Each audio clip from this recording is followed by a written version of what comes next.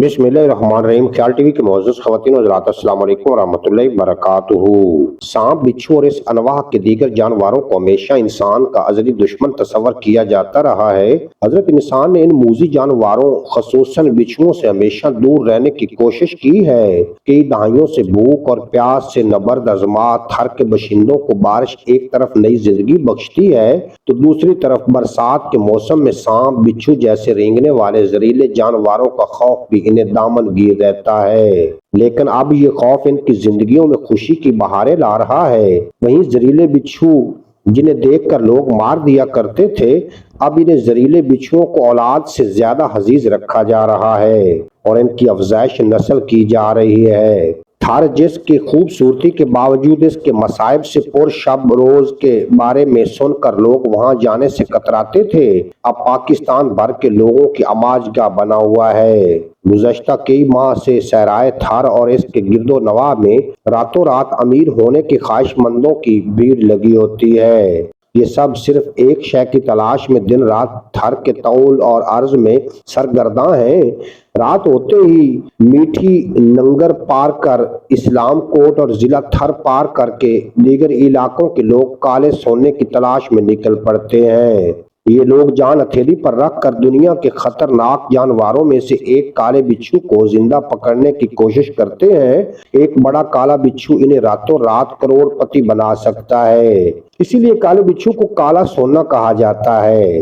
रातों रात अमीर बनने की ख्वाहिशमंद ने मकामी और गैर मकामी लोगों में इंतहाई जहरीले काले बिच्छुओं को जिंदा पकड़ने और इनकी अफजाइश नस्ल पर मजबूर कर दिया है। मकामी अफराद का कहना है कि हमने इस जहरीले जानवर को मारने की बजाय अपनी आमदनी का जरिया बना लिया है। गुज़श्ता कई माह से दर्जनों ताजर बिच्छुओं की खरीदारी के लिए उस इलाके का रुख कर रहे हैं। नंगर पार करके पालन बाजार में हर हफ्ते बिच्छुओं की मार्केट लगती है। मकामी अफराद पहाड़ी इलाकों का रेंजर से पकड़े जाने वाले छोटे बड़े बिच्छुओं को फरोख्त के लिए पेश करते हैं। यहाँ पूरे मुल्क के मुख्तलिफ इलाकों से आने वाले अफराद वजन के हिसाब से रकम की अदायगी करते हैं, जबकि कई अफराद ने इस काम के लिए कराची के मुख्तलिफ इलाकों में दफातर भी खोल रखे हैं। कुछ सरमायाकारों ने बिच्छुओं की अफजाइश नस्ल के लिए नर्सरियां भी कायम कर रखी हैं, जहां कम वजन के बिच्छुओं को पाल पोस कर बड़ा किया जा रहा है।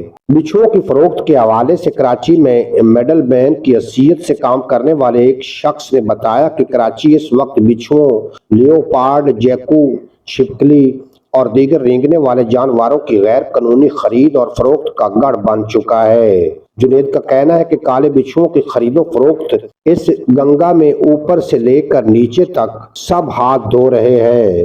इसका कहना है कि इन जानवरों की खरीदो फरोख्त का काम क्लासिफाइड वेबसाइट के जरिए किया जा रहा है।